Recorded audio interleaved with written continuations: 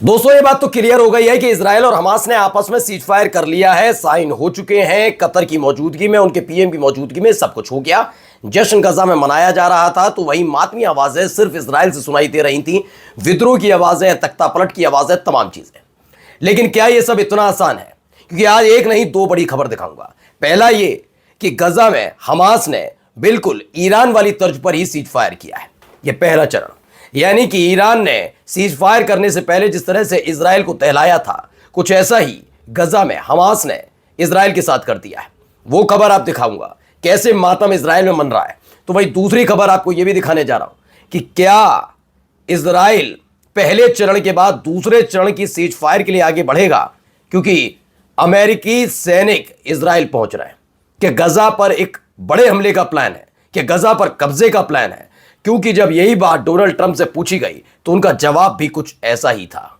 खास तौर पर उनका जो ध्यान केंद्रित था वो सिर्फ और सिर्फ ये कि इजराइल के सैनिक हमास के कब्जे से छूट जाए। उसके बाद उन्होंने ऐसा क्या कहा जिससे गजा में हड़कंप मच गया। नमस्कार, मैं हूं प्रज्वल गौतम और आप देख रहे हैं टाइम्स एक्सप्रेस। मैंने पहले भी कहा था, कभी इजराइल पर भरोसा नहीं किया जा सकता। इजराइल एक ऐसा देश है जो लगातार सीज फायर का दावा तो करता है, शरीफ बनने की कोशिश तो करता है, लेकिन वो शराफत दिखा नहीं पाता। लेबनान में उसने क्या किया वही कर रहा है वो गजा के अंदर। क्या करने की प्लानिंग है बताऊंगा, लेकिन उससे पहले एक खबर देखिए। आखिरी बार हमास का रहा क्या रहा? गजा सीज फायर के कुछ घंटे पहले हमास के लड़ाके ने गोल राइफल से आईडीएफ स्नाइपर को मार दिया। आईडीएफ के इस स्नाइपर को हमास के लड़ाके ने मार गिराया। ये खबर निकल कर आई। यानी बहुत बुरी चोट लगातार इजराइल को पिछले 2.5 महीने से गजा के अंदर लग रही है। ये एक तरीके से देखा जाए तो आईडीएफ के लिए एक शांति भरी खबर थी, क्योंकि आईडीएफ के जो सारे सैनिक हैं वो खास तौर पर टारगेट किए जा रहे थे, खास तौर पर उन पर निशाना साधा जा रहा था, खास तौर पर उनको मारा जा रहा था। और ये भारी हमास इस कदर पड़ चुका था कि इजराइल के सैनिक गजा जाने के लिए तैयार नहीं थे। अब ऐसे में सीज फायर से जरूर नेतन्याहू को दिक्कत हो सकती है, क्योंकि उनके अपने देश के नागरिक उनके खिलाफ मोर्चा खोलेंगे। खासकर वो कट्टरपंथी जो बेन गुवेर में अग्रणी नेता देख रहे हैं वो जरूर मोर्चा खोलेंगे। लेकिन ये बात हकीकत है कि आईडीएफ के लिए ये जो पूरा सीज फायर है खुशी की बात है। जाते जाते आईडीएफ को एक झटका दिया। अगली खबर देखिए, पहले देखिए क्या कह रहे हैं डोनाल्ड ट्रंप से, क्या पूछा और क्या जवाब दिया। What guarantees Hamas disarms and that Israel doesn't resume bombing once the hostages are released? The first thing we're doing is getting our hostages back, okay? And that's what people wanted more than anything else. They wanted these hostages back that have lived in hell like nobody has ever even dreamt possible. And after that, we'll see. But they've agreed to things, and I think it's going to move along pretty well. Looking ahead. तो Trump से जब पूछा गया क्या Israel दोबारा गजा पर बमबारी नहीं करेगा, तो उन्होंने क्या कहा सुनिएगा। पहली चीज हम कर रहे हैं वो है अपने बंधकों को वापस लाना, कि अपने बंधकों को वापस लाना है, उसके बाद देखेंगे। लेकिन उन्होंने कुछ बातों पर सहमति जताई है। मुझे लगता है कि सब ठीक आगे बढ़ेगा, यानी सिर्फ और सिर्फ बंधकों को वापस लाने वाली बात है, उसके बाद देखेंगे। यानी अमेरिका भी धोखा दे सकता है, ये स्पष्ट बात है। क्योंकि अभी भी आपको बता दूं पूरा सीज फायर प्लान पर साइन नहीं हुए हैं।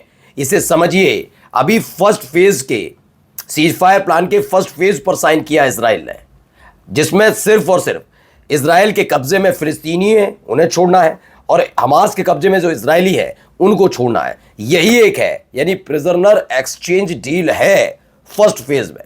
सिर्फ इसी पर काम हो रहा है। इसके तहत ना हमास इजराइल पर हमला करेगा या आईडीएफ पर हमला करेगा, और इजराइल के सैनिक भी गजा के अंदर कोई बमबारी नहीं करेंगे। ये क्लियर किया गया है। ये फर्स्ट फेज है। लेकिन क्या दूसरे फेज के लिए, दूसरे चरण के लिए तैयार होगा इजराइल?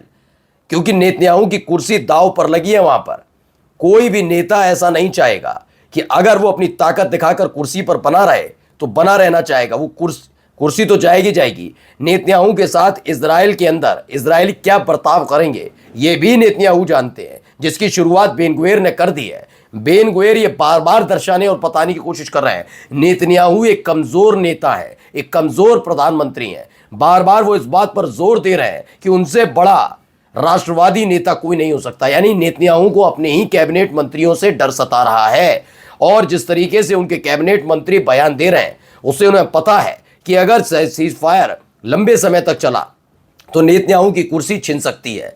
क्या ये वो रिस्क उठाएंगे? और इन सब के बीच गजा में को लेकर जो ट्रंप ने कहा वो वाकई हैरत में डालने वाला है कि क्या वाकई दोबारा इजराइल हमला करेगा और यही प्लान ट्रंप और नेतन्याहू का है। क्यों कह रहा हूं? क्योंकि देखिए, उमाशंकर सिंह ने बताया है, बड़ी खबर है, शांति समझौते का समर्थन करने के लिए अमेरिकी सैनिक इजराइल की तरफ रवाना हुए। शांति समझौते का समर्थन करने के लिए, ये शांति समझौते के समर्थन के लिए अमेरिकी सैनिकों की जरूरत क्यों?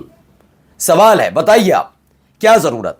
दो देश, फिलिस्तीन और इजराइल, दोनों ने बैठकर बात कर ली, साइन हो गया है, सब कुछ ठीक ठाक चल रहा है। अब ऐसे में क्या जरूरत? अब क्या गजा में अगर फिलिस्तीन में रूस के सैनिक पहुंच जाएं तो, तालिबानी पहुंच जाएं तो, चीन के सैनिक पहुंच जाएं तो, कि हम भी तो देखें भैया, हम भी समर्थन करने के लिए आ रहे हैं शांति समझौते की, ये बर्दाश्त कर पाएगा इजराइल? ये क्यों है कि अमेरिका के सैनिक इजराइल पहुंच रहे हैं? ये कौन सा समर्थन होता है जो जिसमें सैनिक पहुंचकर शांति समझौते की समर्थन करेंगे? क्या आईडीएफ के ऊपर टूट पड़ेंगे अमेरिकी सैनिक? नहीं, सब जानते हैं वो किस पर टूट पड़ सकते हैं और किसके खिलाफ कदम उठाएंगे। यानी कभी भी कोई भी बड़ी खबर वहां से आ सकती है। इन सब के बीच एक बयान जरा सुनिए, क्या कहा गया हमास की तरफ से। We have received guarantees from the mediators and also from the US administration confirming all of them that the war has ended permanently. We have received guarantees. तो हमास के प्रमुख का दावा है कि हमें मध्यस्थों और अमेरिका से गारंटी मिली है और उन सभी ने पुष्टि की है कि युद्ध स्थायी रूप से समाप्त हो गया है। यह कहना है कि युद्ध स्थायी रूप से समाप्त हो गया है, यह हमास भरोसे में ले रहा है। लेकिन इससे पहले हिजबुल्लाह ने समझा दिया है कि देख लेना, आपको लग रहा है चलो आपकी अपनी मर्जी, आपका अपना देश, आपके अपने नागरिक, हमें नहीं पता, लेकिन लेबनान के साथ क्या कर रहा है इजराइल आप खुद देख लो। जब चाहे जहां चाहे बमबारी आज भी करता है और पूरी दुनिया इस पर खामोश रहती है और खामोश रहेगी। जब लेबनान की सरकार को फर्क नहीं पड़ता, जो अमेरिका परस्त है, जैसे सीरिया की सरकार यानी वहां के राष्ट्रपति को फर्क नहीं पड़ता कि सीरिया में इजराइल घुसकर हमले कर रहा है, तो कैसे हिजबुल्लाह के पक्ष में कोई और देश उतर आए? क्यों लेबनान के पक्ष में उतरेगा जब लेबनान की सरकार को फर्क नहीं पड़ता? इसीलिए हिजबुल्लाह कहता हम तो इस स्तर पर है, लेकिन आपका अपना देश है, आपके अपने लोग हैं, आप सीजफायर पर भरोसा कर रहे हैं। पहली बात तो इजराइल पर भरोसा कर रहे हैं और इजराइल से भी अव्वल अमेरिका है जो किसी भी तरह का भरोसे का साथी नहीं है। आइए अगली खबर देखिए, जरा नेतन्याहू का बयान थोड़ा सुनिए आप। Tremendous development in the last 2 years. We fought during these 2 years to achieve our war aims. The central one of these war aims was to return the hostages, all of the hostages, the living and the dead. And we're about to achieve that goal. We couldn't have achieved it without the extraordinary help. तो इसमें चेहरा, पहले मैं बयान क्या दिया वो बाद में बताऊंगा, लेकिन चेहरा मोहरा देखिए, नेतन्याहू का चेहरा उतरा हुआ है, उनके आसपास जो बैठे हैं वो मुस्कुरा भी रहे, लेकिन नेतन्याहू टेंशन में नजर आ रहे हैं। कभी ऐसे आपने बात करते हुए नहीं सुना होगा नेतन्याहू को। समझ रहे हैं कि हालत खराब है। फर्स्ट फेज पर साइन करना भी वाकई एक उनकी साख पर बट्टा लगने जैसा है।